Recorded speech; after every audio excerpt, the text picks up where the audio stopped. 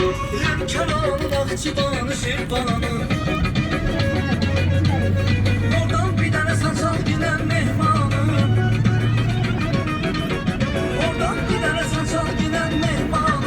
Eşk oduna yananlar oynasınlar. Mehmanı çal qonaqlar oynasınlar. Koy bugüne gelenler